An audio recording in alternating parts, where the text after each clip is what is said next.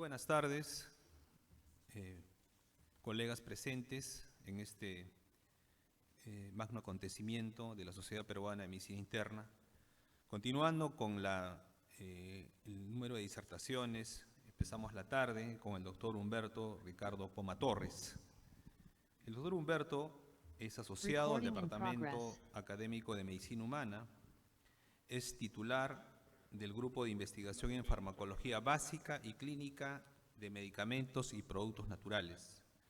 Lo dejamos al doctor Humberto Poma con la primera parte de la disertación con lecciones aprendidas de la pandemia. Adelante, doctor Humberto. Muy buenas tardes, estimados colegas. En primer lugar, un agradecimiento a la Sociedad Peruana de Medicina Interna por haberme invitado para hablar de este tema. Me parece muy interesante conversar este tema y yo me siento realmente honrado por esa invitación.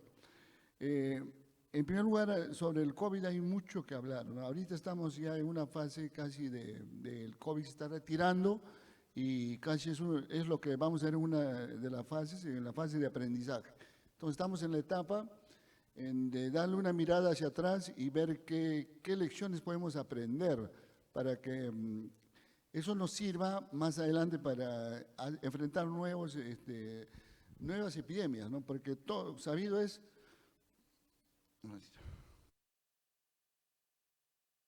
conocido es que en la historia de nuestra humanidad han habido epidemias, algunas muy severas, otras más suaves, pero se van repitiendo periódicamente, sin que podamos hacer cosas para evitarlo, ¿no? Porque son costumbres o cambios climáticos. Por ejemplo, en lo del COVID van a ver que hay teorías por qué aparecieron. Leí el librito de Bill Gates, como dice, cómo evitar la próxima pandemia, muy interesante, pero en realidad no podemos evitarlo. Lo que sí podemos hacer es cómo prepararnos para salir con éxito de esta pandemia. Porque como van a ver en una de las láminas que les voy a mostrar, en el Perú ha sido eso una tragedia, ¿no? Tenemos el récord mundial de muertos, ¿no? Entonces la idea de esto es cómo aprender para una futura experiencia similar, ¿no? Bien, esta es la cantidad de fallecidos.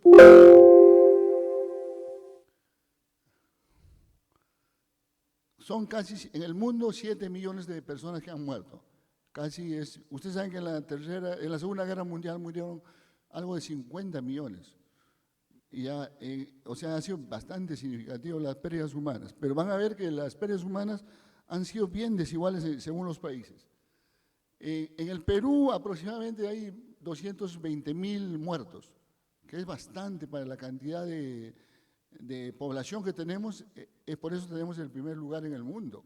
Quiere decir que las cosas las hemos hecho mal y entonces tenemos que ver, reflexionar sobre esos temas, esos asuntos, ¿no? Bien, les decía que los fallecidos por millón de habitantes en el Perú es de más o menos, estamos en el primer lugar. Ahora, si nosotros comparamos con otros países, como por ejemplo en Estados Unidos, la cantidad de muertos ha sido algo de 1.100.000.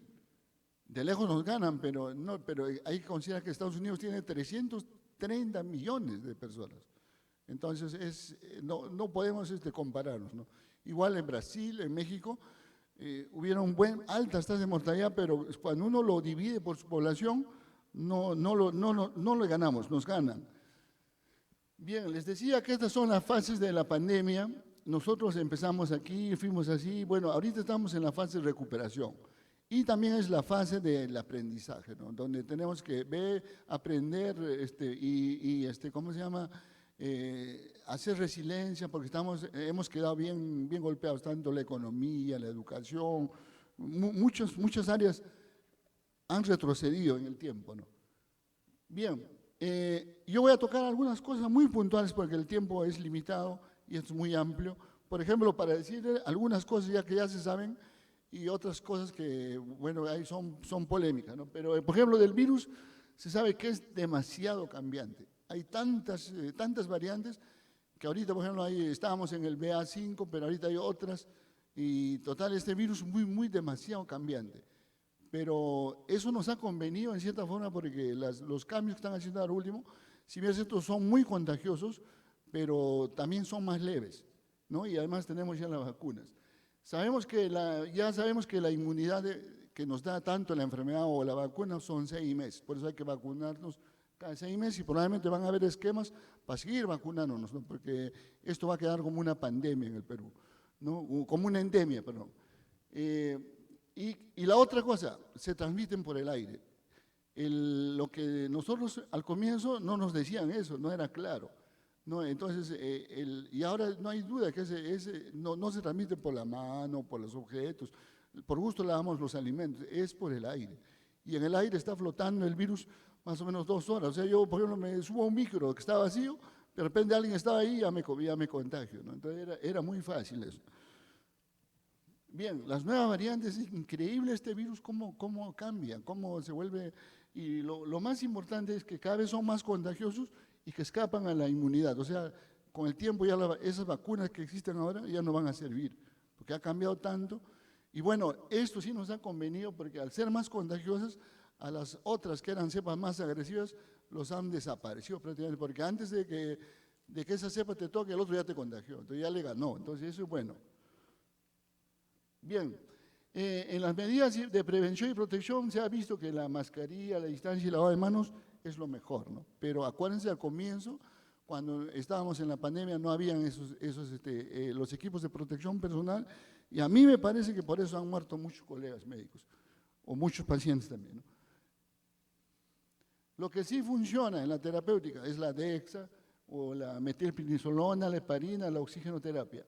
Bien, ¿cuál fue el origen del virus? El origen del virus, una comisión de la OMS investigó y no encontró un origen claro, ¿no? Se decía que era un virus de laboratorio y que había escapado probablemente, pero la otra era de que había venido del murciélago, porque los chinitos, especialmente en el mercado de Wuhan, comen de todo, comen perros, comen caimanes, tienen unas costumbres bien raras. A ver, vamos a seguir. Bien, ¿cómo nos agarró la pandemia? Y que eso también nos va a servir para sacar algunas reflexiones. Es que nuestro sistema ya estaba muy precario, no tenían recursos humanos, no estaban equipados, el sistema de la atención primaria no funcionaba, entonces así nos agarró.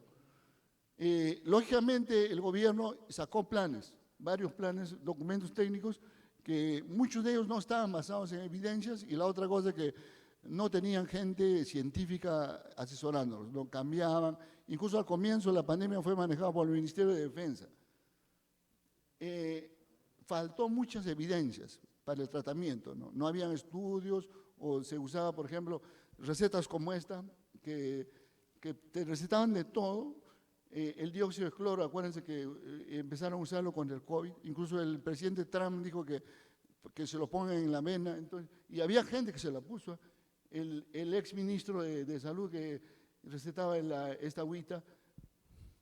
Entonces no había evidencias y así trabajamos, ¿no? En un país como el Perú, en el cual había muchas inequidades y desigualdades estructurales. La población, mucha gente murió por falta de dinero, por falta de acceso a los hospitales. Entonces la gente, por ser pobre, ya tenía un riesgo de morir. O incluso el presidente de la Sociedad Peruana de Medicina dijo que ya no estaban intubando a los adultos mayores, por ejemplo. Entonces acá, por ejemplo, había un problema de justicia, ¿no? Que por ser viejito ya... Hubo toda una polémica por esto, ¿no? Que ya no tenías chance, porque realmente no había ventiladores. Ese es el otro problema que vamos a ver más adelante. Bueno, como nosotros somos indisciplinados y no hicimos muy bien el aislamiento, lógicamente mucha gente se enfermó, hizo la enfermedad grave y colapsó los sistemas de salud. Se colapsaron y no había sitios no había las EPPs. Yo al comienzo cuando empezó la epidemia no había.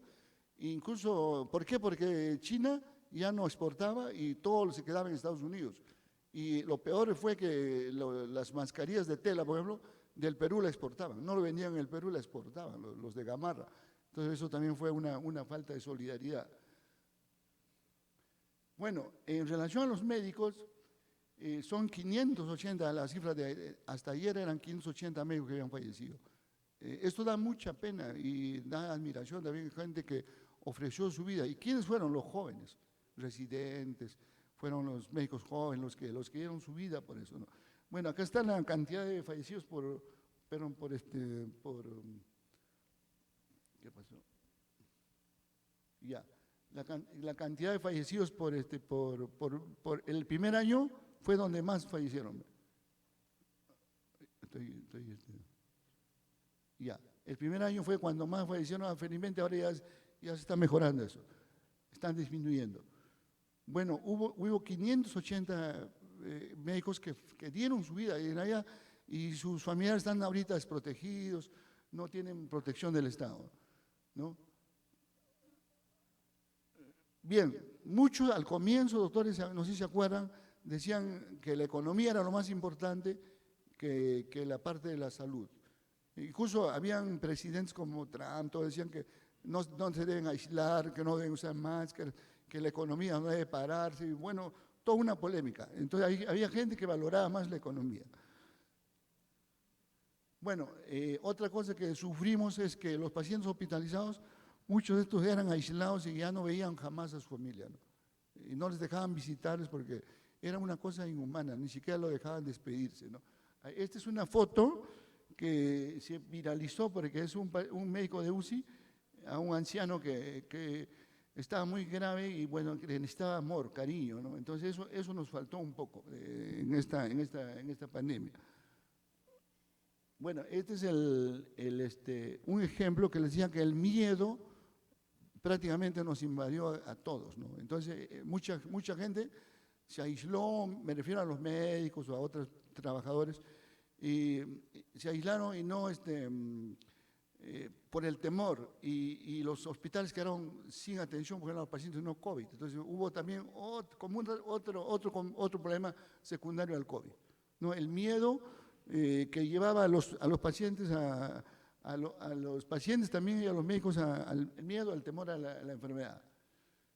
Bien, como les decía, en todos los hospitales faltaban recursos, pero los jóvenes como estos de acá eran los que salieron a defender, tanto enfermeras, médicos y técnicos, todo eso, ¿no? La crisis de oxígeno, faltaba oxígeno, porque al comienzo salió una norma que firmó el exministro Ugarte que deben darlo al 99%, y solo se beneficiaban dos empresas grandes, la empresa Linde y la empresa AI Productos, una era alemana y la otra era norteamericana.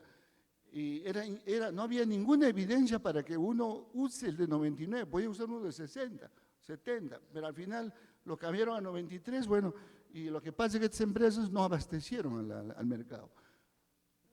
Las colas de los oxígenos, ¿no? Acá hubo gente como que le llamaban el ángel del oxígeno de San Juan Miraflores, que vendía el oxígeno al precio normal. Y hubo por ejemplo, Ananías Escamilo, era un empresario que juntó dinero y hizo plantas de oxígeno, ¿no? Y lamentablemente estos dos murieron. Lamentablemente les dio el COVID y murieron. Ahora, la iniciativa privada también, por ejemplo, la Universidad USIL, con la sociedad de empresarios y la Iglesia Católica hicieron plata y juntaron plata y hicieron plantas de oxígeno. Bien, pero era problema de gestión porque había oxígeno en cantidad, por ejemplo, en la fundición de La Oroya y en la Showtime. Era cuestión nomás de hacer gestión. Bueno, después vino la carrera por la vacuna, donde eso sí hay que felicitar a los científicos que hicieron en forma rapidísima, hicieron unas vacunas de diferentes tipos. No se quedó atrás el Perú, porque la Cayetano Heredia estaba en proyecto y fue aceptado por la OMS como una candidata de vacunas. Bueno, esto no progresó mucho, pero de todas maneras nos dice que nosotros debemos tener industria propia de equipos de protección personal, medicamentos, vacunas, deberíamos desarrollar eso. Bien, la atención primaria nunca se promovió ni ahora, porque es hora de promoverla también. No hubo un buen liderazgo. Martín Vizcarra lideraba eso, pero no le hacían caso, no era convincente lo que decía. Ya les dije, estos presidentes, por ejemplo, fueron donde más gente murió en cantidad, ¿no? Por ejemplo, Estados Unidos, Brasil, México, y nunca les pasó nada. Pero ellos decían que no usen máscara, no usen no aislamiento, bueno, todo lo contrario decían ellos. Bueno, nuestra economía cayó bastante cayó nuestra economía y felizmente ya se está recuperando. Eso me dio, cuando vi este cuadro, y realmente uno lo siente, ya la economía se está recuperando, ¿no? Porque caímos bien al fondo. Bien, entonces, doctores, para terminar, algunas conclusiones, porque esto es muy largo de hablar. El sistema de salud del Perú no está preparado para preventar la pandemia, ni ahora está preparado. Entonces tenemos que ahí hacer algunas correcciones. Ayer hubo una reunión en el Colegio Médico, un simposio parecido a y el Colegio Médico decía el doctor Urquizo que va a publicar un libro y le va a hacer llegar a las autoridades. Pero es bueno que se haga eso, ¿no? Porque los que hablaron ayer eran gente muy experta en esto. ¿Ya? Los sistemas de salud en corto tiempo colapsaron porque no estaban preparados, no había recursos humanos, no había infraestructura. La estrategia fue predominantemente hospitalaria, nadie se preocupó de la atención primaria o de aislarlos, por ejemplo, en colegios, en estadios, como hicieron otros países, ¿no? Todo fue para el hospital, camas UCI y todo eso. Hubo poca participación social, la gente no quería estar en su casa con su Netflix, su comidita, no querían aislarse. Entonces había poca colaboración, de esa parte los peruanos no colaboramos en eso. No se le dio mucha importancia a la pandemia desde el inicio y en algunas etapas, y la gente se moría, se hizo incontrolable esto. Ahora, como les decía al comienzo, esto va a quedar como una pandemia. Había mucha informalidad. Bueno, cuando querían dar los bonos, la mayoría no tenía cuenta en el banco. Hubo la ausencia de liderazgo político y científico. El personal actualmente ya está capacitado para manejar la pandemia, ¿no? Pero ya se está acabando. Pero es bueno eso. Las decisiones que se tomaron no fueron basadas en evidencias. Las guías que les he mostrado del MINSA cambiaban constantemente. Y primero ya era ivermectina, se acuérdense de las cosas, y después ya al final lo estaban sacando porque había presión, ¿no? Y hubo muchos actos de corrupción también, ¿no? Especialmente con la compra de las vacunas, con los ensayos y todo eso. Hubo mucha inequidad, o sea, algunos le dieron, o sea, si eras pobre morías. Ya había falta de solidaridad porque los ricos o las gentes, por ejemplo, las farmacias incrementaron su precio, las clínicas te cobraban 800.000 soles. No había solidaridad y la falta de humanidad. Para algunos la salud era un negocio y no un derecho. Algunas recomendaciones urgen el Perú tener una industria propia, ¿no?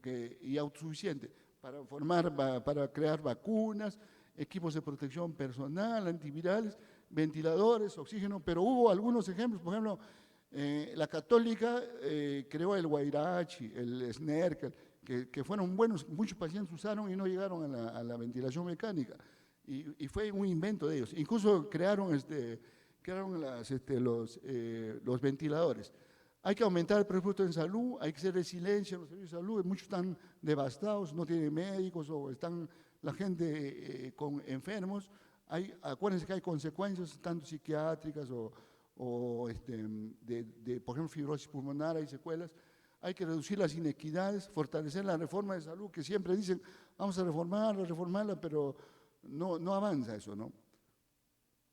Hay que fortalecer la vigilancia epidemiológica, porque acá, por ejemplo, acuérdense que la OMS no informó de la pandemia a tiempo. Todos dicen que en China ya el problema estaba en noviembre, pero recién ellos lo informaron en enero.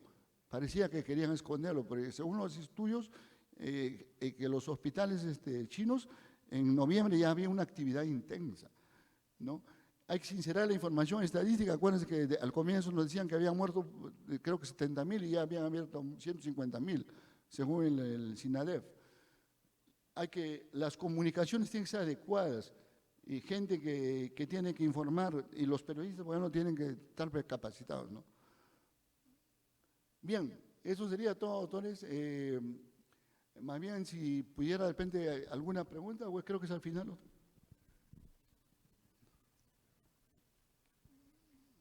Doctor Poma, muchas gracias. Invitamos ahora a la siguiente exposición. Yo creo que las preguntas las dejamos para el final. Hay una ronda de preguntas. Ya, muy bien. Muchas gracias por su atención, doctor. Muchas gracias, doctor Poma. A la doctora Indacochea de repente la invitamos porque mientras esperamos al doctor Soto,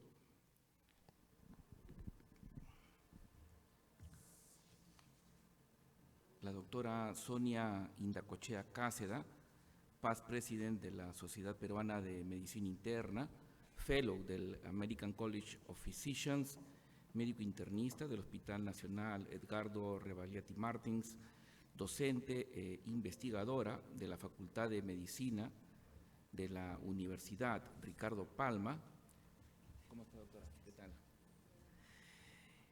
Investigadora del Instituto de Investigación de Ciencias Biomédicas de la Universidad Ricardo Palma, que va a tomar el tema sobre las secuelas neuropsiquiátricas del COVID. Entonces, damos pase a la doctora Indacochea. Bueno, muchas gracias a la sociedad por la invitación. Y este es un tema que yo le llamaría, incluso le cambiaría de título, ¿no? La segunda pandemia, las secuelas del COVID, ¿no? Este es de cómo golpeó el COVID y es digamos, un tema estadístico del cálculo por los epidemiólogos y estadísticos del exceso de mortalidad. Y vemos ahí, por ejemplo, qué países, los que tienen rojo, entre ellos está el Perú, que como ustedes saben es el país que más mortalidad tuvo, y está Rusia, algunas zonas de África, ¿no? Europa también, algunas zonas de Europa, ¿no? Fue realmente una catástrofe. Y las publicaciones sobre las secuelas neurológicas o neuropsiquiátricas de COVID, si bien, por ejemplo, aquí a este año había 254.000 artículos en PubMed, solo de secuelas neurológicas eran pocos, ¿no? Eran mucho menos, acá ven 42 estudios, y clinical trials sobre secuelas neurológicas mucho menos. Entonces, si bien hay artículos o publicaciones sobre estudios descriptivos y casos aislados, todavía estamos diríamos, conociendo las secuelas, diríamos así, ¿no? Perdón. Y esta es una relación larga, pero allí van a ver todas las complicaciones neuropsiquiátricas que puede ocurrir, ¿no? Vamos a coger algunas, les he puesto la relación para que vean solo la extensión y vamos a ir comentando las demás, ¿no? Bueno, vamos a ir también descubriendo los mecanismos que llevan a esas complicaciones, y muchos de ellos son gracias o son debidos a la neuroinflamación, ¿no? Y finalmente, no todos, también hay daño endotelial, la neuroinflamación, ruptura de la barrera hematoencefálica, en fin, todos estos mecanismos que vemos aquí van finalmente a conducir a las complicaciones que nosotros conocemos, ¿no? Y que vamos a empezar a describir. Bueno, esto es lo clásico que ustedes saben, pero lo clásico funcionó para los primeros serotipos, no tanto para los últimos y menos para el Ómicron, que se acortó el periodo de incubación y el tiempo de enfermedad. Pero eso es lo clásico, y entonces nos habla de un episodio agudo y de un episodio más prolongado, y también vamos a ir viendo a lo largo de la exposición que va a haber secuelas que no sabemos cuánto van a durar, que recién se están estudiando. Las definiciones. Las definiciones, la mayoría de estudios coinciden en hablar de COVID prolongado a más de 4 semanas del episodio agudo. Y el síndrome post-COVID crónico, ¿no?, es otra opción, más de 12 semanas. La mayoría coincide en esto. Entonces ya se ha descrito el síndrome de post-COVID crónico y los neurólogos ya publican el síndrome de post-COVID neuropsiquiátrico. Bueno, pues ahí está, ¿no?, las definiciones. Y esto es un gráfico interesante porque son miles de pacientes, 2.113 pacientes, y lo que trata de mostrar este estudio es cómo varía la calidad de vida. Fíjense aquí, ustedes pueden ver en verde, es qué calidad de vida tenían las personas antes del COVID, y después del COVID, en verde, buena calidad de vida era un mínimo porcentaje. Es decir, el COVID golpeaba la vida y la salud física y mental de las personas. Una calidad de vida intermedia es el color anaranjado, y veíamos que la mayoría bajaba su calidad de vida. Miren cómo disminuía la calidad de vida, cómo bajaba hasta aquí, y veíamos que casi, si ustedes miran el 44%, el número que está aquí, es el que de alguna manera quedaba afectado, ¿no? Y el color rojo son las personas que ya partían de una calidad de vida alterada, severa, ¿no? Y cómo aumentó. Si ustedes ven ahí el porcentaje, cerca del 28%. Entonces, después del COVID, nosotros tenemos personas que su calidad de vida ha bajado notablemente, hasta el 28% mala calidad de vida con secuelas y el 48% regular calidad de vida, ¿no? Esto es solamente para decir que el tema es complejo, ¿no? El tema es complejo y nosotros tenemos primero que hacer una evaluación integral del paciente, ¿no? Y segundo, tenemos que rápidamente ir en búsqueda de confirmar los diagnósticos de cada una de las complicaciones con sus tratamientos respectivos, ¿no? Y ahí marco los problemas neuropsiquiátricos. Vamos a ver que hay 2 que llaman la atención: el síndrome de fatiga crónica, y el segundo que llama la atención es el deterioro cognitivo, que le llaman disfunción cognitiva. Los demás son cefalea prolongada, persistencia de anosmia, ageusia, trastornos como ansiedad, depresión, estrés postraumático, etcétera, ¿no? Y esto es para decirles que en este estudio, fíjense, este estudio es de 4.000 y pico pacientes. Vemos, por ejemplo, aquí está remarcado, subrayado, los casos agudos, las barras horizontales, casos agudos y casos crónicos, ¿no? Las barras rojas son los casos crónicos o prolongados, y ahí tenemos que puede haber fatiga, cefalea y pérdida de gusto, que son las de aquí, incluso dentro del COVID prolongado, ¿no? Y acá igual, son los mismos síntomas, fatiga, cefalea, ¿no? Y el deterioro cognitivo, que son muy importantes. Esto para decirles, y este gráfico de una manera, diríamos, ordenada, nos va a mostrar todas las secuelas, todas, y las complicaciones que tienen estos pacientes. Y si ustedes ven, hacia el lado superior derecho van a ver que el dolor de cabeza es hasta el 44%, según esta serie, puede tener cefalea crónica, que suele ser cefalea tensional crónica, trastornos cognitivos también, ¿no? Persistencia de algún tipo de algesia, de dolor. Y esto es una cosa que sí me pareció interesante que ustedes la puedan ver. ¿Qué características, si bien la cefalea es lo característico del episodio o del COVID agudo, también puede ser parte del COVID crónico, del síndrome de COVID crónico, ¿no? Del síndrome post-COVID.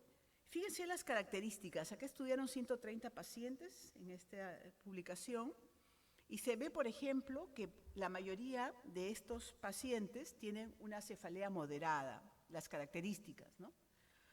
Luego, que suele ser casi el 50%, suele ser cefalea frontal. Otra característica es la intensidad, ¿no? La intensidad suele ser, la calidad suele ser tipo peso, el tipo pesadez. Y acá está una característica importante que suele ser cefalea persistente, y esto es una cosa interesante, no responden al tratamiento 40% de los casos. O sea que no es tan fácil tratar este tipo de cefalea en los pacientes con síndrome post-COVID, ¿no? Algunos diferencian las complicaciones de las secuelas, ¿no? Por ejemplo, aquí van a diferenciar, en esta publicación, que es una de las publicaciones más serias en el tema, por ejemplo, las complicaciones, ansiedad, depresión, trastornos de sueño, y la secuela pone el deterioro cognitivo, ¿no? Esto lo hemos conversado también, ¿no? Y no se llega a distinguir, ¿no? Pero este es un metaanálisis donde describen las complicaciones neurológicas más frecuentes, ¿no? Y ahí podemos ver que los pacientes con COVID tienen hasta el 30% de trastornos neurológicos y neuropsiquiátricos, ¿no? Esto es un estudio de 10.000 pacientes y es interesante porque más o menos va a tratar de ver el compromiso neuropsiquiátrico, diríamos, a mediano y a largo plazo, ¿no?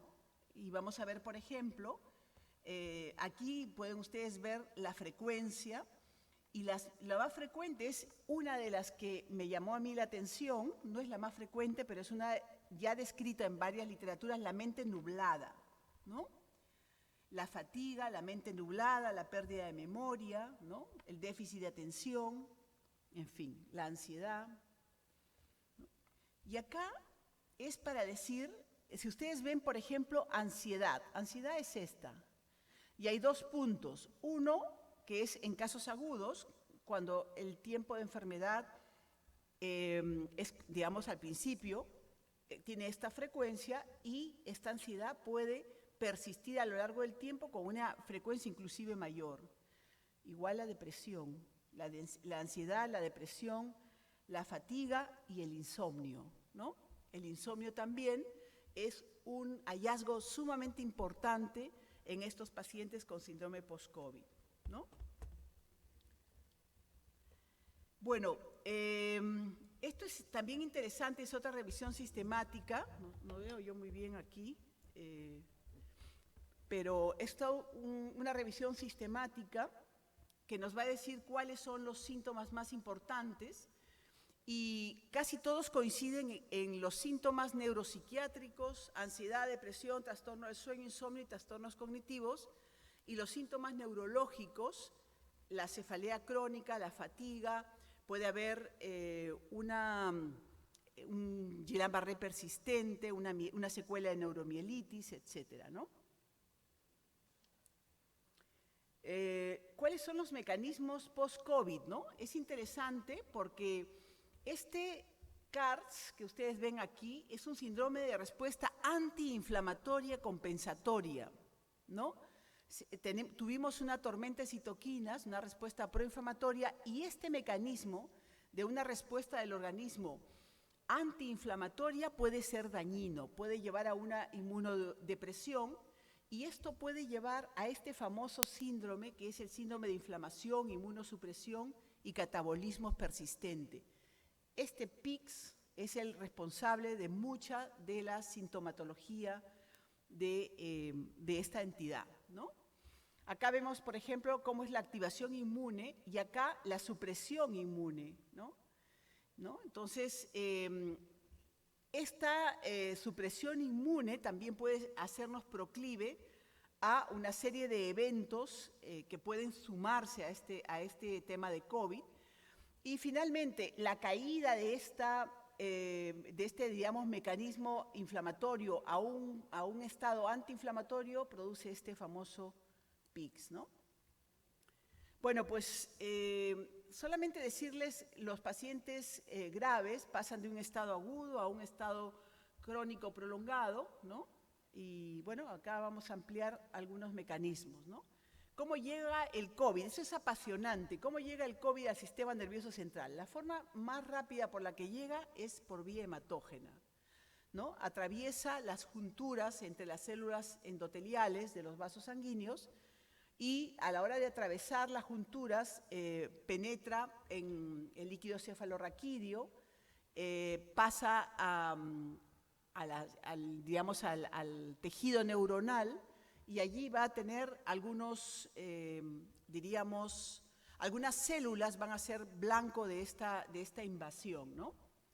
Entre ellas, las propias neuronas y la microglía, que tiene un rol muy importante en estas lesiones. Y hay un mecanismo que a mí me llamó la atención, que es el mecanismo del caballo de Troya, que es que el virus entra al sistema nervioso a través dentro de los linfocitos y los monocitos.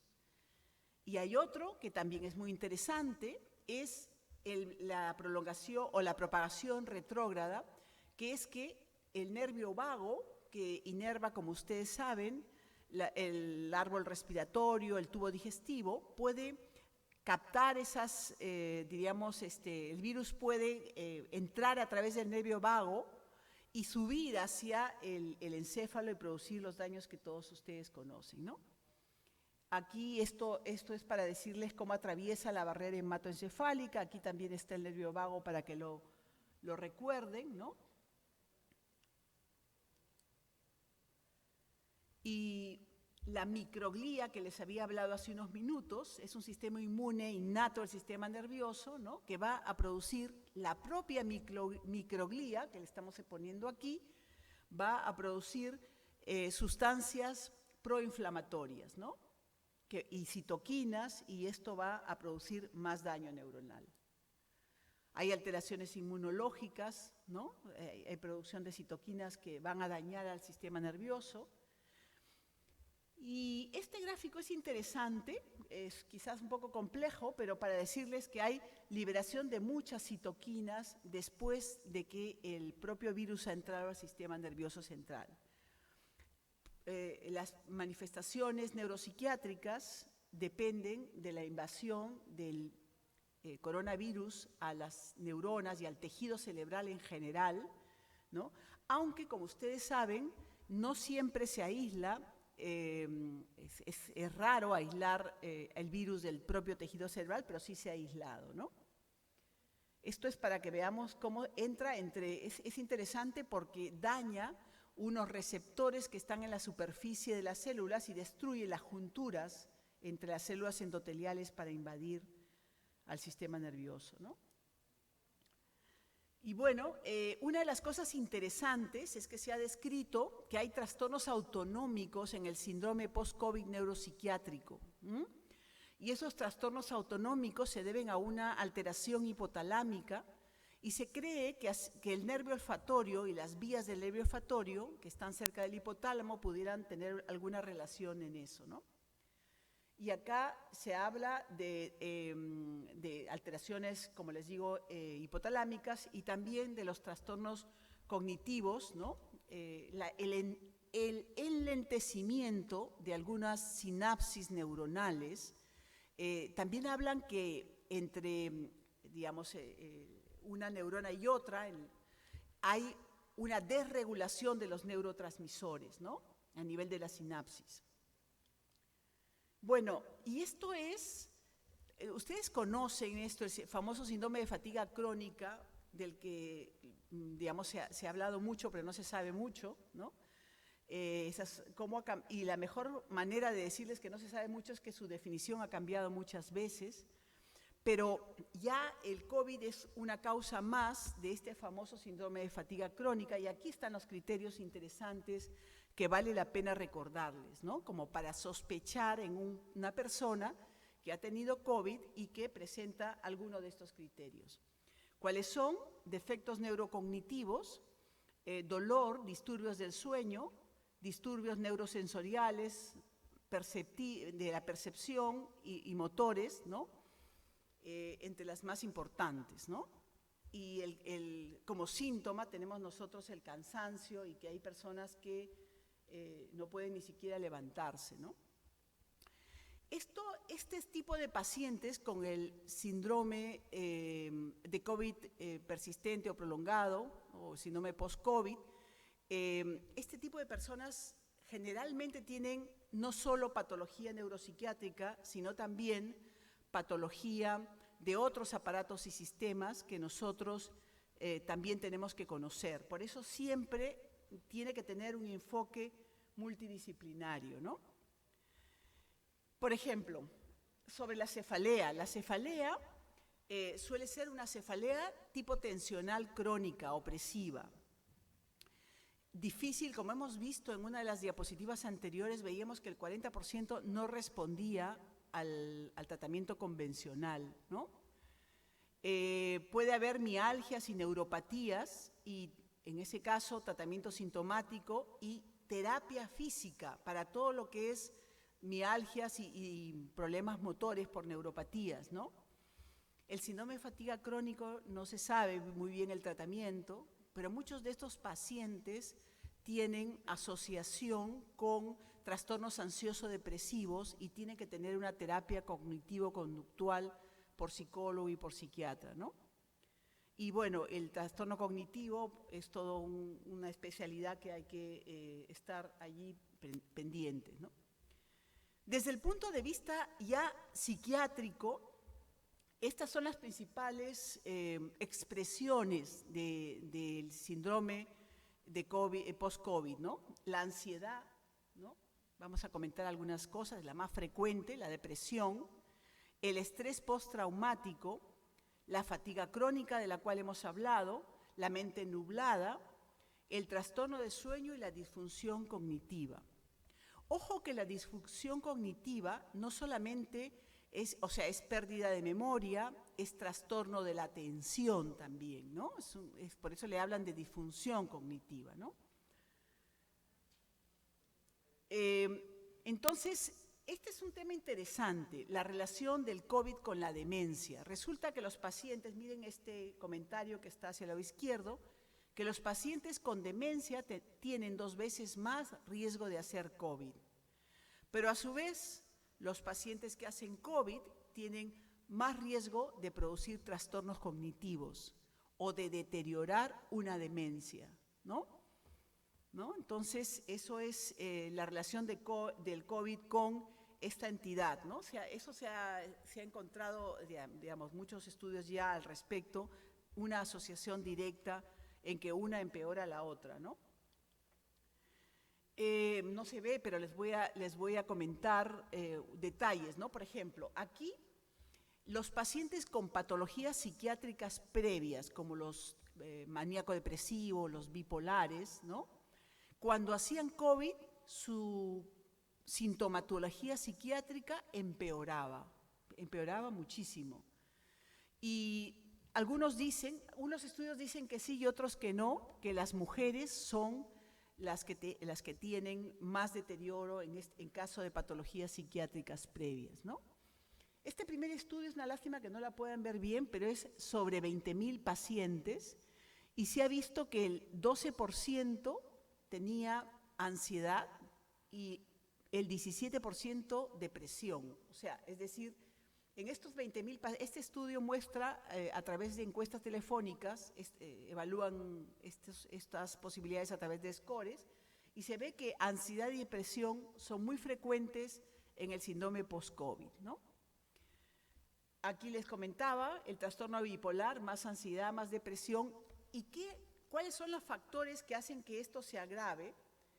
El uso de drogas. Se ha visto que los pacientes que usan alcohol o drogas son los que, y además COVID y con estos antecedentes psiquiátricos, se deteriora su cuadro mucho más. El alcohol, las drogas, el confinamiento, la soledad, ¿no? Todo esto, el poner a las personas en ese estrés de lo que significa contagiarse, lo desequilibra, ¿no? Y bueno, se ha visto, esto también es uno de estos estudios, que los psicóticos tienen menos adherencia a la vacunación y a algún tipo de tratamiento, ¿no? Como era de esperar, ¿no? Y bueno, yo les he dado una pincelada general, pero antes de terminar, yo les quiero decir una cosa. Los problemas del síndrome post-COVID son justamente para el médico internista. Hay que diagnosticarlos, hay que hacer un buen examen neurológico y tratar de diagnosticar si el paciente tiene alguna secuela de polineuropatía, secuela de miopatía, si tiene el síndrome de fatiga crónico, el trastorno cognitivo, para poder brindarle el apoyo que necesita y mandarlo, por ejemplo, al psiquiatra, psicólogo o si es necesario a un neurólogo, ¿no? Segundo, digamos que nosotros tenemos que estar involucrados en el diagnóstico y en el tratamiento de estos pacientes porque son muy numerosos ahora. Estamos recién viendo, digamos, ya no la punta del iceberg de los fallecidos, sino lo que hay debajo, que son todos los que están vivos pero con grandes secuelas.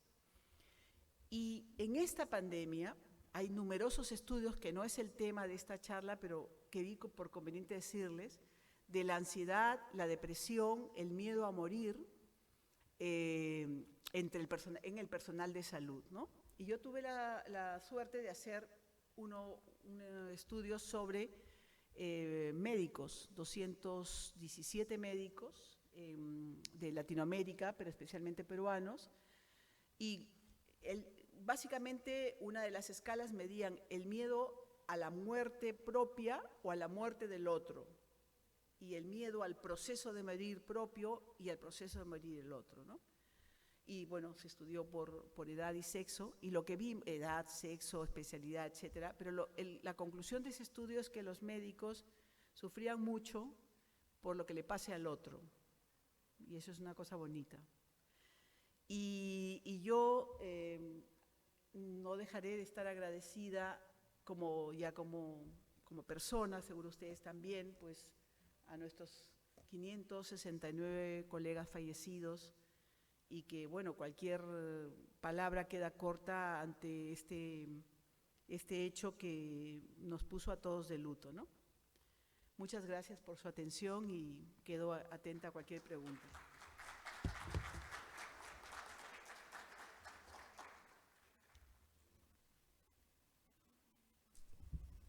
Bien, continuando con esta ronda de exposiciones, vamos a invitarlo al doctor Leslie Soto Arquiñavo. El doctor Leslie Soto es médico internista, médico infectólogo de la Universidad Peruana Cayetano Heredia, especialista en medicina interna e infectología.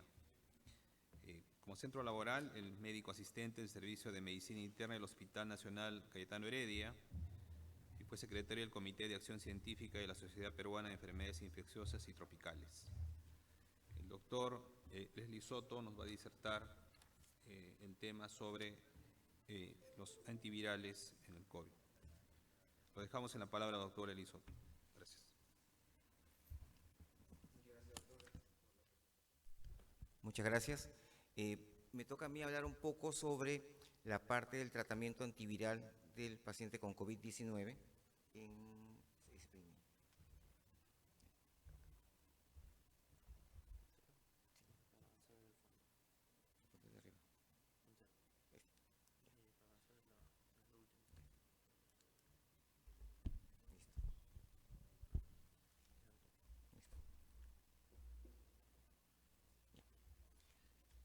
Bien, muchas gracias.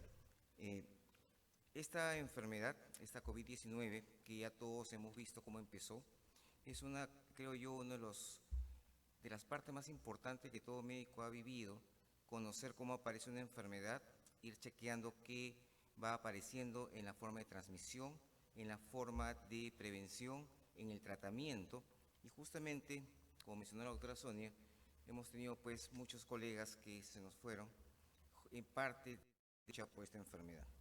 Este COVID-19, como todo el mundo sabe, es un virus pues que aparece y aparentemente pues en un mercado donde parecía que era una enfermedad de transmisión vía oral, y posteriormente se va viendo y confirmándose que esto es vía respiratoria. Es un virus que ya todos hemos vivido desde que fue denominado COVID-19, desde que se hace el anuncio de emergencia de salud pública a nivel mundial, y el 11 de marzo pues ya es una pandemia como todos hemos vivido.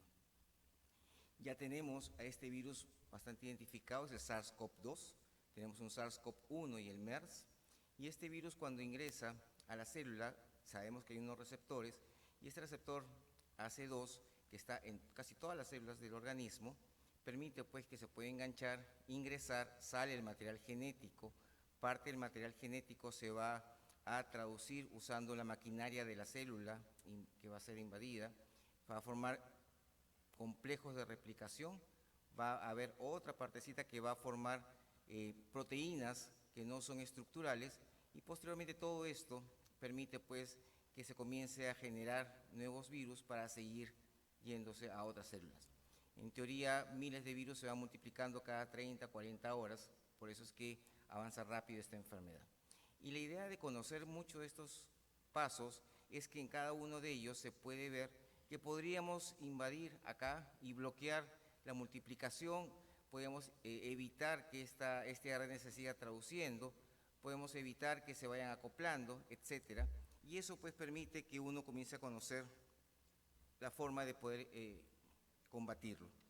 Desafortunadamente hemos pasado por varias olas en nuestro país, 4 olas acá, 6 en España y en otros países muchas más, donde no hemos tenido tratamiento, básicamente ha sido tratamiento de sostén y usando el oxígeno que es básico para la formación, para el tratamiento de esta enfermedad. Entonces, cuando comienza la infección por la COVID-19, esta enfermedad, todo el mundo decía, bueno, se enferman, pero yo he visto que le damos ibuprofeno y mejora, apareció muchas cosas como el dióxido de cloro, apareció muchos fármacos de todo tipo, y de acuerdo a muchos mecanismos de acción, se podía pues tener cierto tipo de fundamento para su potencial para el manejo. Y acá tenemos el tocilizumab, tenemos el interferón, tenemos antivirales que se utilizaron básicamente para la COVID-19, que es el Arbidol, tenemos el Remdesivir que está por acá, etcétera. Sin embargo, los estudios que se comienzan a hacer son estudios de pequeñas poblaciones, habría que hacer ensayos en ese momento doble ciego, aleatorizados, con todas las de la ley, pero teníamos un pequeño problema, que estábamos ante la emergencia de que la gente se nos estaba muriendo y no era tan fácil pues hacer un estudio, tampoco muy ético, de que a uno le doy un fármaco, a otro no, y teníamos muchos problemas en ese momento. Entonces, esta es una de las tantas publicaciones, esto fue en el 2020, y en esto estamos hablando del 15 de febrero de 2020, más o menos a un mes y medio de la aparición del virus, y ya teníamos más de 80 ensayos clínicos a nivel mundial para ver tratamientos.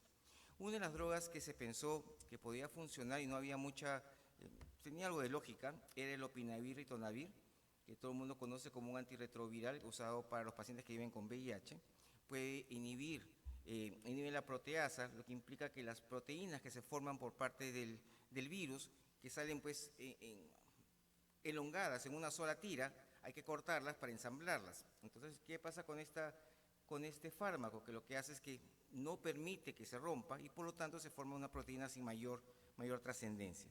Sin embargo, muchos de los resultados no fueron tan prometedores, a pesar de que tenía aparentemente actividad contra el MERS y contra el SARS, que eran enfermedades familiares del SARS-CoV-2 que habían aparecido.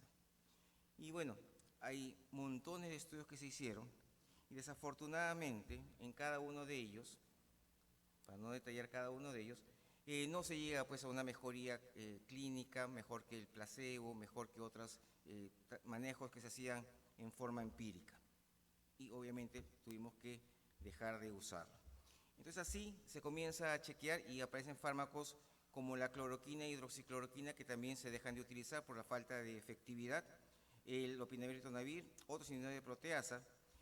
También sabemos pues que dejamos de usar antibióticos para este manejo, dejamos de usar ya otros antiinflamatorios como la colchicina, otros fármacos como la ivermectina y suplementos vitamínicos que hemos visto que en nuestro país la gente se coloca vitamina C porque les gusta gastar plata para botar vitamina C por la orina, vitamina D y zinc que no tienen mayor trascendencia ni mayor utilidad. Desafortunadamente, como le digo a mis pacientes, si eso fuera útil, lo usaríamos, y sería lo máximo, ¿no? Pero desafortunadamente no. Entonces comenzamos a aprender pues, que hay dos fases de la enfermedad, una fase en la cual el virus se replica y obviamente ahí podríamos atacar la parte de la replicación del virus y justamente el antiviral viene en la parte de la replicación del virus. La segunda parte, que es la parte inflamatoria que todo el mundo conoce como la disfunción inmunitaria, ya no tiene ningún tipo de acción porque ya se fue el virus y lo único que ha dejado este virus es la parte inflamatoria. Por lo tanto, en esta partecita que ya la conocemos bien, es donde estos antivirales podrían funcionar y ahí implicaría los primeros días de la infección, del día 1 al día 7. Después del día 8 en adelante, teóricamente no habría mayor importancia o mayor efectividad de estos antivirales para el tratamiento. Entonces vamos conociendo, ya sabemos cómo se transmite, cómo es la enfermedad y vamos viendo que los pacientes, también ya conociendo esto, que la gran mayoría de ellos, el 80%, hacen pues un COVID que no requiere hospitalización, un COVID leve, que puede estar en la casa tranquilamente, incluso sin síntomas. Entonces, si ustedes me han escuchado alguna vez hablar, yo siempre decía, si a 10 personas les doy un pan con pollo, 8 se van a estar en su casa y 2 se van a complicar. Por lo tanto, el pan con pollo hace que mejore el paciente. Y eso es porque justamente la gran mayoría no avanza. Entonces, eso también ha sido uno de los grandes problemas para poder determinar qué factores son los que el paciente con la COVID-19 se va a empeorar. Porque yo sí me empeoro y el otro no se empeora. Porque uno entra a ventilación mecánica y sale mal, otro se queda más tiempo. Esos puntitos todavía faltan ver. Entonces ya veíamos esto y luego veíamos pues, que un grupo, sí, con COVID moderado, iba a neumonía, a requerimiento de oxígeno, y esta es justamente la parte inflamatoria. Entonces podemos nosotros comenzar a atacar con los antivirales a este grupo de pacientes. Entonces ya tenemos definido en qué momento y vamos a ver a quiénes le vamos a dar el tratamiento. Entonces comenzamos a chequear ya al paciente, reducimos que no contagie a otras personas y comenzamos a identificar el alto riesgo de progresión a COVID grave, porque este es justamente el punto para el cual los antivirales que ahora están funcionando, que son un par nada más, pueden funcionar y son útiles o serían útiles para disminuir esta progresión. Entonces, este antiviral es para pacientes que tienen alto riesgo de progresión a COVID-19 grave. Para ellos son básicamente los tratamientos actuales y también hay tratamientos con anticuerpos monoclonales, que solamente vamos a ver uno acá, que están funcionando. Y la lista de alto riesgo de resultados de COVID grave, ya todo el mundo lo conoce. Que hemos visto en nuestros hospitales, pacientes hipertensos, pacientes diabéticos con falla renal crónica, que han ido pues y han empeorado, pacientes que tienen secuelas de muchas enfermedades, pacientes con bronquiectasias, pacientes con EPOC han ido mal. Entonces un paciente con alguna de estas características, y esta es una de las 50.000 listas que existen, tendríamos que tener nosotros el tratamiento para ellos. Entonces hay que ver, vamos a condicionar pacientes con edad avanzada, con tiempo prolongado desde la última vacuna, porque ahora ya tenemos vacuna, y usualmente pacientes que han pasado más de 4 a 6 meses de la última vacunación también se nos pueden complicar. Y eso hemos visto, pacientes que han estado ahora hospitalizados en la tercera ola, con vacunación, pero que tenían más de 3 meses de la vacuna. Recuerden que a partir del tercer mes esta vacuna pues comienza a bajar en la cantidad de defensas. Hay una menor probabilidad de respuesta inmunitaria por pacientes con condiciones inmunocomprometidas, pacientes con neoplasias hematológicas principalmente, más que las tumorales sólidas. A la segunda dosis hay un 60% que responden, por lo tanto requieren una tercera dosis, esos pacientes se nos pueden complicar también.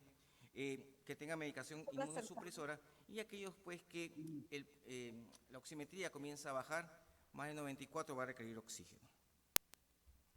Entonces ya vamos a controlar los pacientes que no están hospitalizados, vamos a ver estos pacientes que vamos a manejar. Listo. Entonces ahora finalmente, ¿qué factores influyen? Primero la eficacia clínica que vamos a ver ahora Y algo importantísimo que no tenemos en el país todavía es la disponibilidad de la opción de tratamiento, ¿no? Porque vamos a hablar del Paxlovid, que es el Nirmatrelvir, vamos a hablar de Molnupiravir, vamos a hablar de Remdesivir, que son bonitos, que funcionan, pero que no tenemos. O sea, también hay que chequear esta parte de la disponibilidad. La viabilidad de administrarlo parenteralmente, porque algunos son parenterales, y hay que estar chequeando pues que no haya ninguna reacción adversa, porque algunos pueden ocasionarla. Interacciones farmacológicas, que también hay una lista bastante grande. Las gestantes, vamos a ver ahora por qué, y vamos a ver la actividad de los productos in vitro con las variantes nuevas. No es lo mismo manejar ahora un paciente con una variante alfa que un paciente con una variante ómicron. Entonces también todo eso tiene que estar metido en los antivirales. Entonces ahora ya ustedes pueden agarrar las guías. Esta es la guía de la Instituto Nacional de Salud Americana. Esto que está acá es del Sanford. Entonces ya tenemos nombrecitos y dosis y grados de evidencia. Entonces en esta primera tabla mencionan sobre la terapia en pacientes no hospitalizados por la COVID y que tienen para tratamiento ritonavir más nirmatrelvir, acá está por acá, con una evidencia A2 y el remdesivir con una evidencia B2A. Los demás que están por acá, vamos a ver después. Listo. Entonces, vayamos a ver. Entonces, vamos a ver.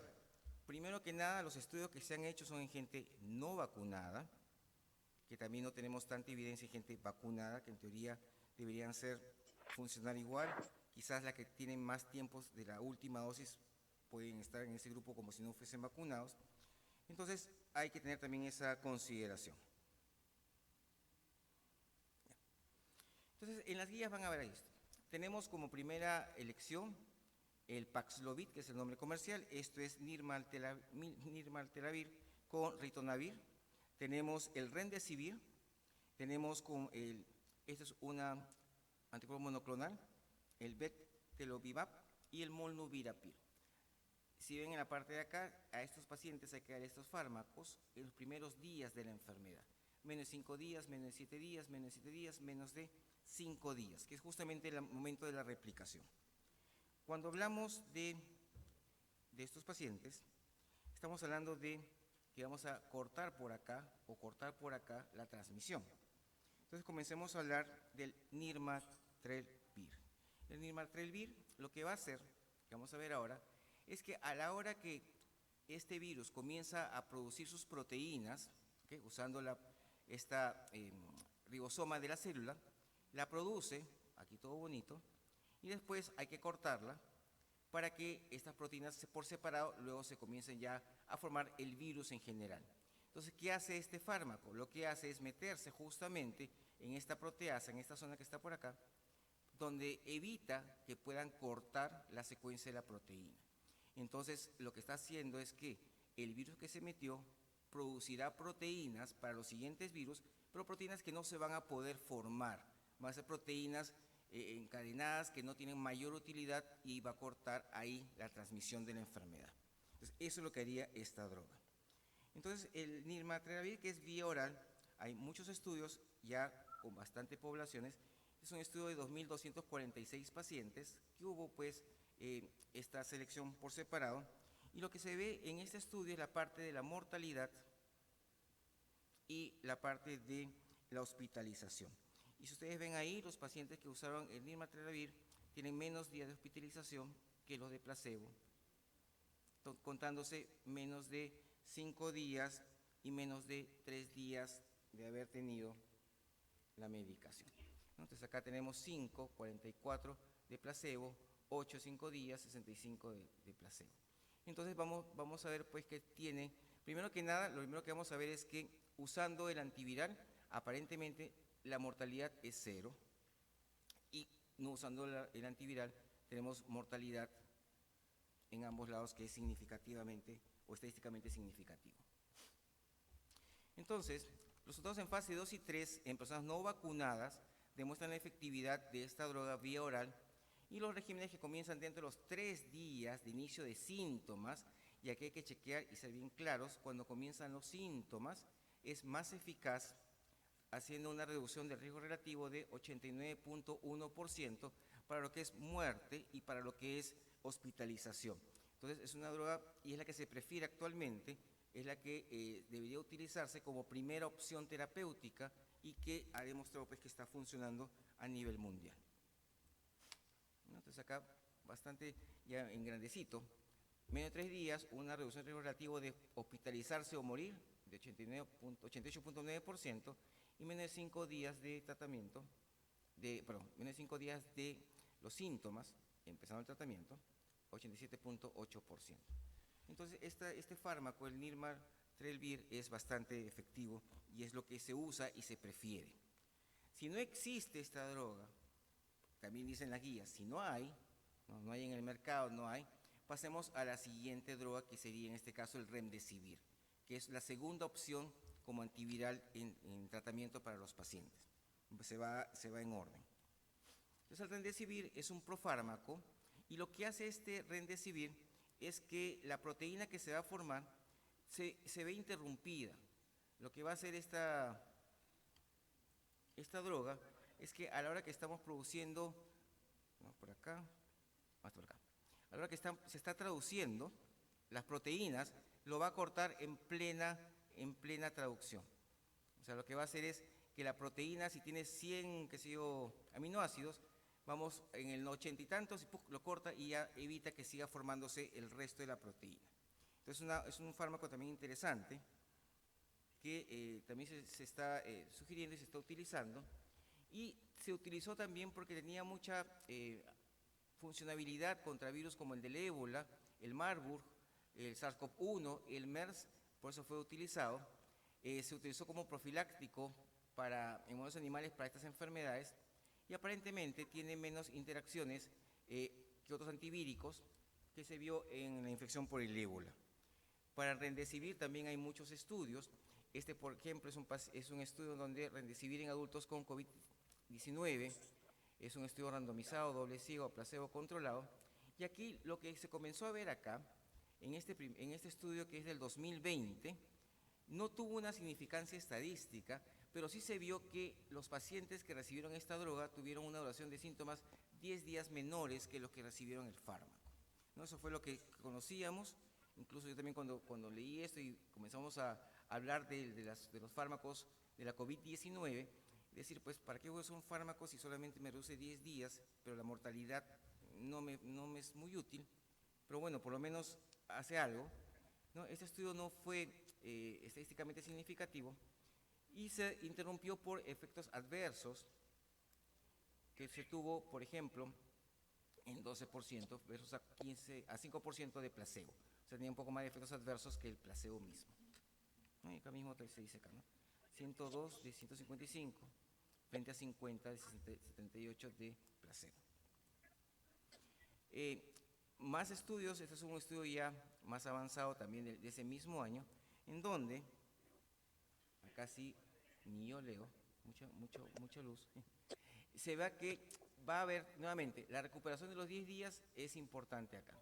Entonces, va a haber una mediana de tiempo de recuperación de 10 días con respecto a 15 días de los que recibieron placebo. Y lo que hubo también con este fármaco es un estudio compasivo que se utilizó en el 2020 también, donde al dar esta droga se había visto que la función renal y hepática había que ser monitorizadas constantemente. En estos pacientes hubo aumento de enzimas hepáticas en 23%, hipotensión en el 8%, se elimina vía renal, pero sin embargo se vio también mejoría en 36 de los 53 pacientes, una mejoría del 68%, bastante también interesante y buena. Por lo tanto, mejora el tiempo de enfermedad y vamos a ver mejoría en varios de los pacientes.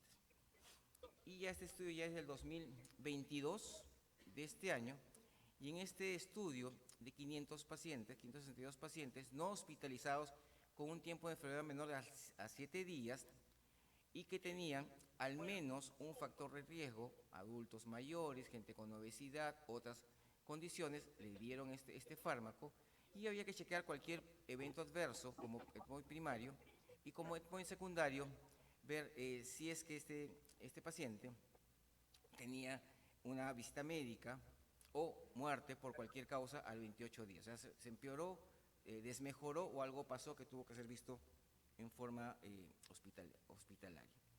Y con todo esto, se ve que la hospitalización asociada a la COVID o muerte por cualquier causa ocurrió solamente en 2 pacientes de los que recibieron Remdesivir y 15, que es un 5%, de los que recibieron placebo. Luego también se vio que 1.6% de los pacientes con Remdesivir, comparado con 8.3% de los que recibieron placebo, tuvieron una visita médica asociada a una alteración, a un riesgo en los siguientes 28 días. Ningún paciente murió en el grupo de Remdesivir el día 28. Los efectos adversos sí son muy similares, por eso es que es una segunda opción y no es tan buena. Y finalmente este estudio lo que dice es, entre los pacientes no hospitalizados con alto riesgo, con un curso de 3 días de Remdesivir, que son 3 días nada más, hay un perfil de seguridad aceptable, porque se parece al placebo, y resulta un 87% menor riesgo de hospitalización o muerte que el placebo. Este es un anticuerpo que vamos a tener, no es parte de la charla, pero sin embargo, también se está utilizando. Acá ya, cuando ustedes vayan a revisar la literatura, se usa mucho ahora lo que son las variantes. Es un estudio bastante pequeño que se utiliza, pero que aparentemente hay un bajo riesgo de progresar a COVID severo. Entonces, actualmente, el Paxlovid tiene actividad contra las variantes de la Omicron. El Molnupiravir, que vamos a ver ahora, tiene actividad contra la Omicron también, no se usan en gestantes. Y el Remdesivir, que hemos visto hace un rato, contra la Omicron. Entonces, actualmente tenemos 3 fármacos que pueden funcionar. Y este Molnupiravir lo he puesto al final, porque aparentemente es el primero que comienza, uno de los primeros que comienza a aparecer, pero que se ha relegado, porque este es un fármaco que tiene acción contra el SARS-CoV-2, pero tiene problemas de mutagénesis. Entonces, puede mutar a la célula que lo recibe, esto implica una célula sana, común y corriente, o mutar también las células virales y por lo tanto pues crear también mini variantes o algo en ese momento en el paciente que lo está recibiendo. Por eso es que no se puede dar en gestantes por la actividad mutagénica que tiene este fármaco. Se puede dar en pacientes que tienen COVID-19 leve a moderado, no hospitalizados, mayor de 18 años, y tiene acción sobre la Omicron in vitro en animales. Básicamente lo que preocupa de este fármaco es esto, el efecto potencial de mutación. Por eso no se usa como primera opción, se utiliza siempre y cuando no haya Paxlovid o no haya otra droga que podamos utilizar. Ahí recién podemos utilizar este tipo de fármaco. Entonces no hay Remdesivir tampoco acá. Entonces, cuando no se dispone de Paxlovid, del Nirmatrelvir, podríamos utilizarlo. No usamos en pacientes embarazadas, ¿ok? Es algo que no hay otra opción. Y las personas que tengan actividad sexual también, porque podría en ese momento la mujer estar con poco tiempo de gestación y también podría haber problemas mutagénicos en esa paciente. Muchos estudios del Molnupiravir en tratamiento vía oral y básicamente tenemos una buena actividad, sin embargo, la parte de la mutación son los que nos preocupa y hay también esto, que todavía hay estudios que no están bien definidos del rebote viral que puede haber después del tratamiento. Porque bien es cierto, puede estar matando o haciendo que muchos virus estén mutando, pero puede crear virus, entre comillas, que podrían seguir avanzando y multiplicarse y empeorar el cuadro clínico. Nuevamente, en embarazadas solamente está indicado, es toxicidad fetal y no damos en las gestantes. Muy bien. Y nos vamos ya para terminar en la parte de hospitalización. En hospitalización no está indicado teóricamente los antivirales, salvo que el paciente esté hospitalizado por cualquier cosa, y como ya hemos visto todos en nuestros hospitales, aparece un COVID en piso, ¿no? Alguien que entró por lo que sea y de repente comienza con síntomas de la COVID-19, como es un paciente que está comenzando la sintomatología y está hospitalizado por otro tipo de actividad, se le podría dar también los antivirales porque está comenzando recién la enfermedad en ese momento, ¿no?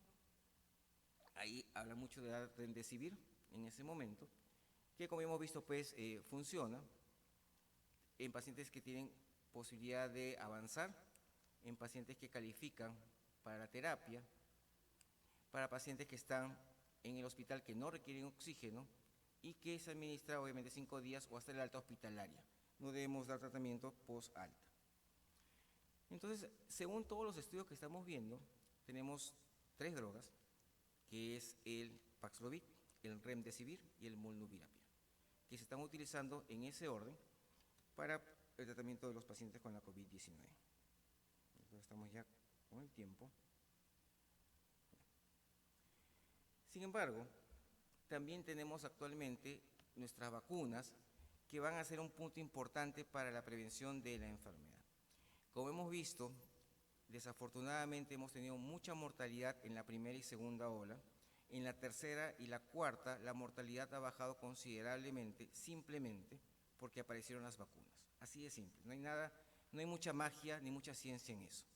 Y eso está permitiendo que podamos tener a la enfermedad controlada como la tenemos para la influenza, pero sin embargo, estas vacunas, que miren ustedes, la primera dosis en nuestro país, esto es para el día 19 de octubre, está al 93%, segunda 90%, tercera 72%, la cuarta 21%, para el 30 de septiembre el 54% de los colegas personal de salud está vacunado. Es un arma de doble filo porque yo me vacuné 1 dosis, 2 dosis y no me he puesto la tercera ni la cuarta. En teoría ese paciente se convierte en alguien no vacunado porque ha pasado el tiempo y tendría que nuevamente empezar como que de cero y empezamos como si fuese el inicio de la COVID-19 en un paciente sin vacuna que se podría complicar con sus factores de riesgo. Finalmente, el tratamiento con antivirales o con anticuerpos monoclonales es para pacientes con COVID-19 de leve a moderado, que no reciben oxígeno y tienen alto riesgo de progresión. En el orden que se van a aplicar, primero el Paxlovid, el Naltrexonil, segundo tenemos el Remdesivir y tercero tendríamos el Molnupiravir. Muchísimas gracias.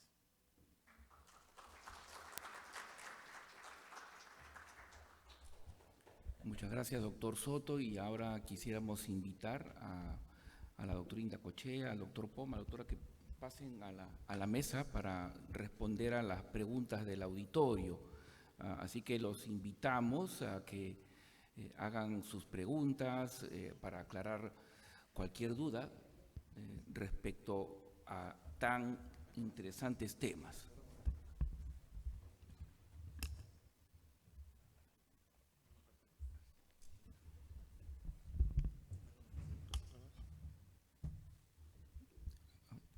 Los invitamos a preguntar.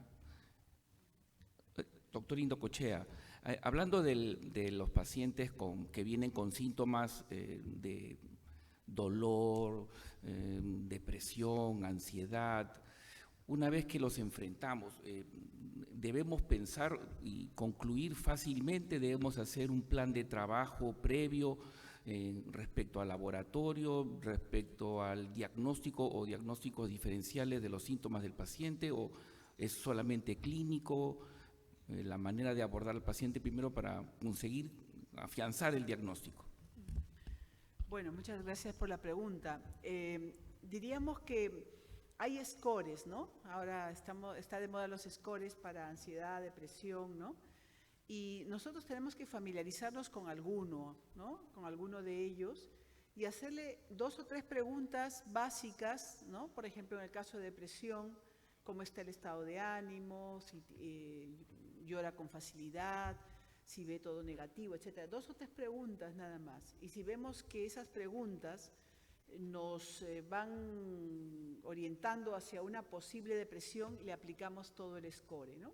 Hace un par de años, la revista del Colegio Médico, el Acta Médica Peruana, publicó una guía sobre depresión. Está publicada allí, una muy buena guía, ¿no?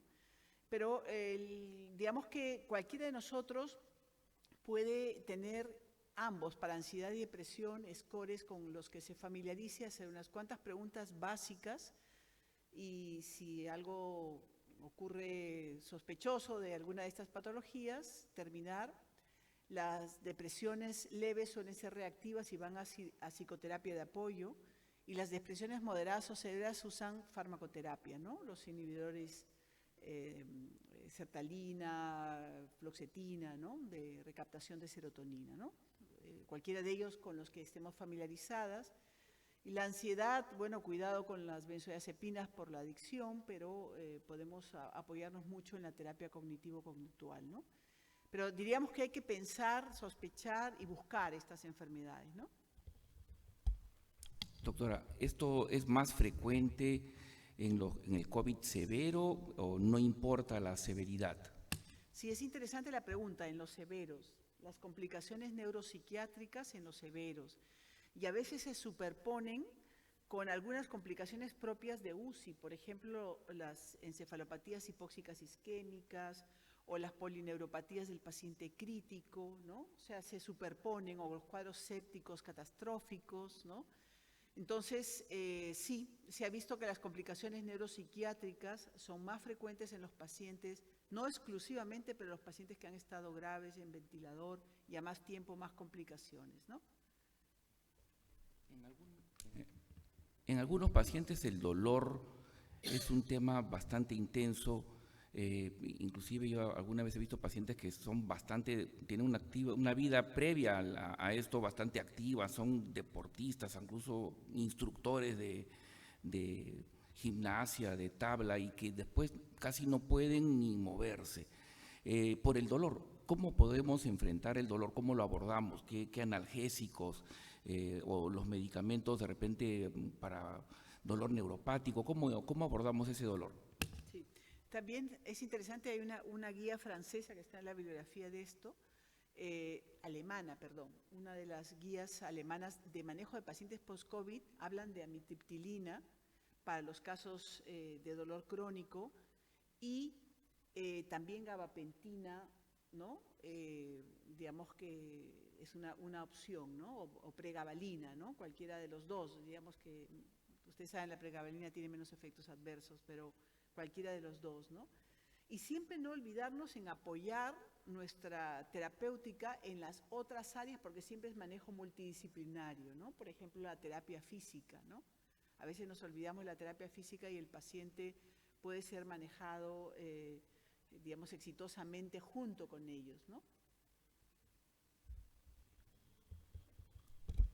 Sí, adelante, doctor, con su pregunta. ¿Cómo está? Doctor Leslie, buenas tardes. Soy la doctora Álvarez. Quería hacer una pregunta. Dentro del uso actual de antivirales no menciona el oseltamivir, que si bien es cierto se usa para la influenza tipo A, se está usando para COVID-19 en adultos mayores. No lo tiene dentro de su terapéutica y es menos tóxico que el que usted mencionó.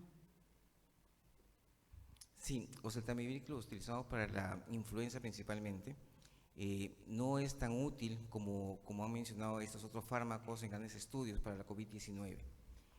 Vamos a tener muchas drogas que se podrían utilizar, pero que todavía faltan afianzar los estudios. Entonces todavía no tenemos algo definido para poder ponerlo como una alternativa o de las primeras alternativas que hay ahora. Básicamente por eso, porque imagínate también si alguien se pone tan estricto como nos pusimos estrictos con la hidroxicloroquina, que ya no funciona, alguien te diría, hasta ahorita la ivermectina no ha demostrado del todo que no sirve. Entonces tenemos esos puntos, porque falta un estudio grande que nos vaya a ayudar. O sea, de funcionar, funciona, pero que no está dentro de las terapéuticas iniciales para el tratamiento. Sí.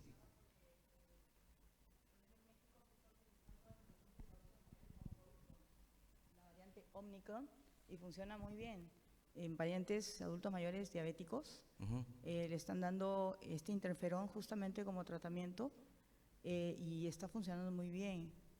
Y son pacientes con diabéticos, adultos mayores. Es más, este paciente que le digo vino de Alemania hace 3 meses. En Alemania se ha disparado el COVID nuevamente.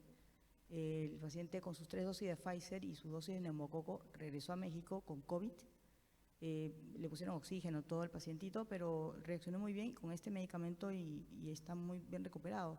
Entonces, me parece muy bien que se pueda tomar en cuenta tal vez, no sé. Sí, interferón al final has mencionado, ¿no? Sí, Pero interferón no es parte de los antivirales. El otro es el antiviral, que le antiviral, había sí. dicho. Sí. Sí, pero te digo, está dentro, todavía no está dentro de las primeros fármacos a utilizar, Ah, por decirlo ok. así. Ya, gracias, doctor. Damos paso a la doctora para su pregunta. Gracias. Buenas tardes, felicitaciones, magníficas las presentaciones. Dos preguntitas tengo. El doctor Poma mencionó que no se tomó la atención al sistema de atención primaria y entonces ahora, ¿cuál es la situación, no? Ha habido cartas en el asunto, sobre todo en la educación médica, ¿no? Tanto insistimos en que si debemos trabajar en la atención primaria, ya de repente alguna facultad de medicina o de la parte de la educación se han tomado cartas en el asunto para mirar a la atención primaria. Y con respecto a los antirretrovirales, doctor Soto, se usan realmente, o sea, los usamos acá en Perú, porque generalmente igual a nosotros como internistas no están a nuestro alcance, ¿no? Por ejemplo, en un hospital de alta complejidad, siempre el infectólogo es el que tiene que autorizarlos en caso se proceda a su uso, ¿no? Y también quería saber si es que existe criterios para usarlo o es netamente una decisión médica. Bien.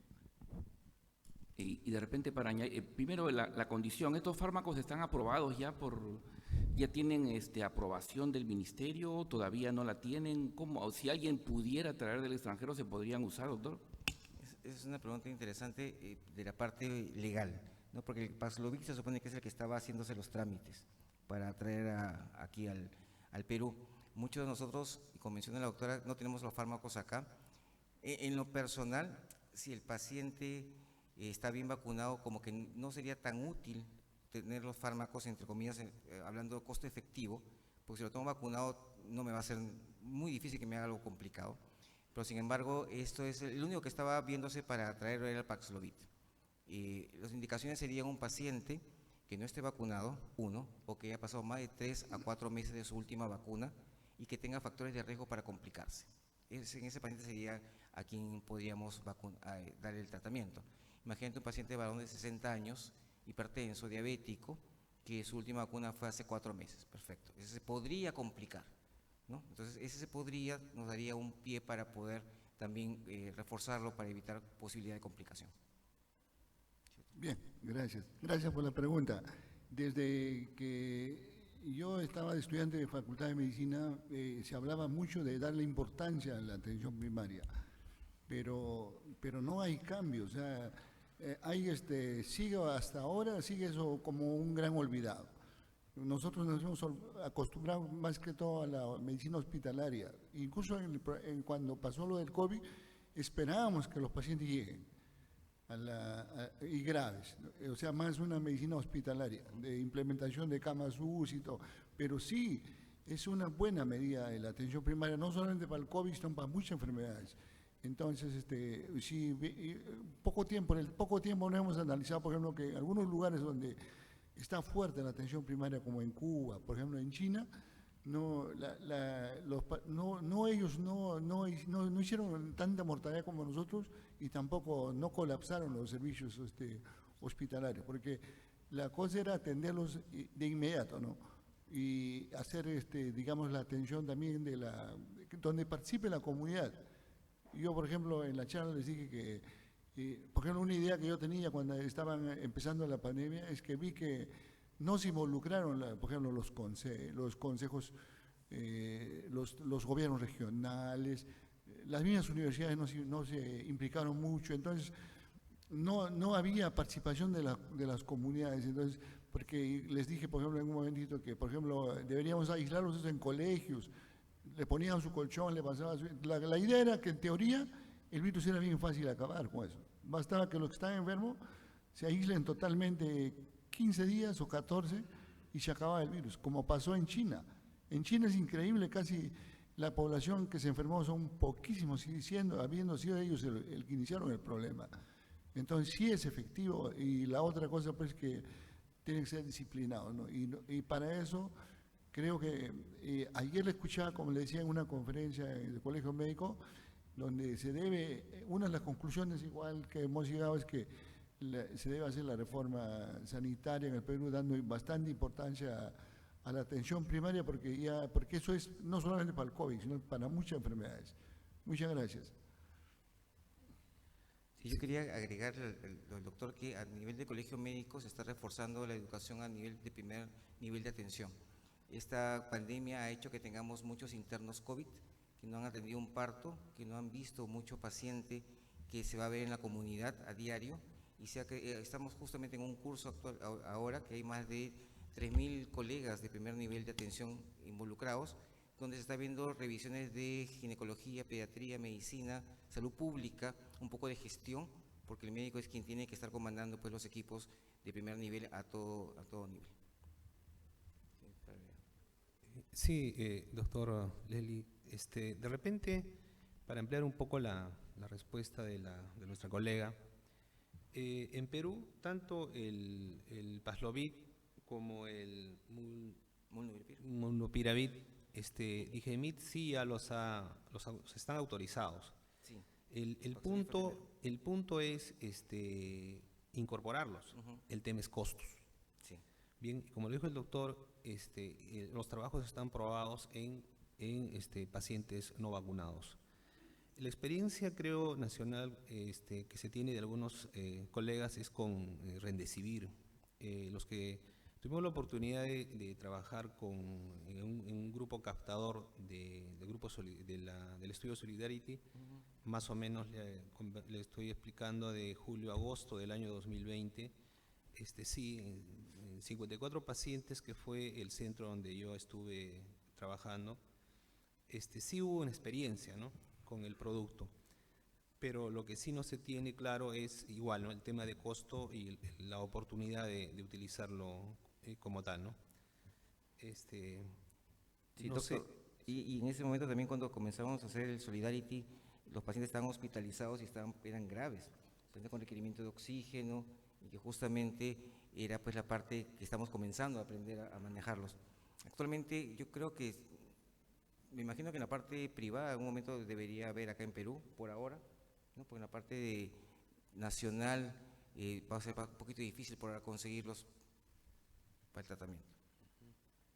Si me permiten una pregunta al doctor Soto, y casi los médicos ya tenemos la vacuna, la cuarta dosis vencida, porque Sí. ya ha pasado más de 6 meses, entonces los médicos, personas mayores, todos los que empezamos la cuarta dosis, ¿no?, que éramos los médicos, personas mayores de 60 o 65, inmunosuprimidos, etcétera, pero eso ya pasó, entonces realmente estamos todos no vacunados.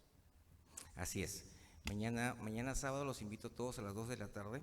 Voy a moderar una mesa que van a hablar sobre la vacuna bivalente, porque la vacuna que tenemos actualmente es una vacuna básicamente para las cepas iniciales previas a la Omicron, donde funciona muy bien contra la Omicron a media caña, pero la vacuna bivalente ya tiene de la Omicron, entonces ya va a funcionar contra BA1, BA2, BA3, BA4, y mañana verá mesocito.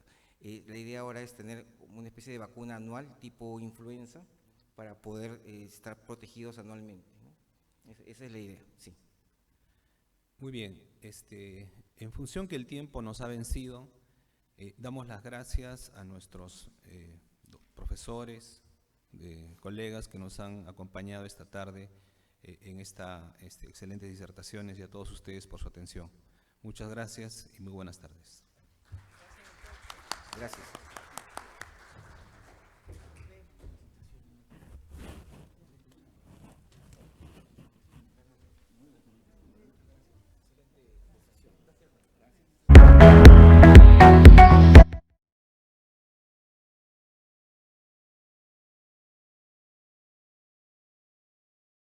Recording stopped.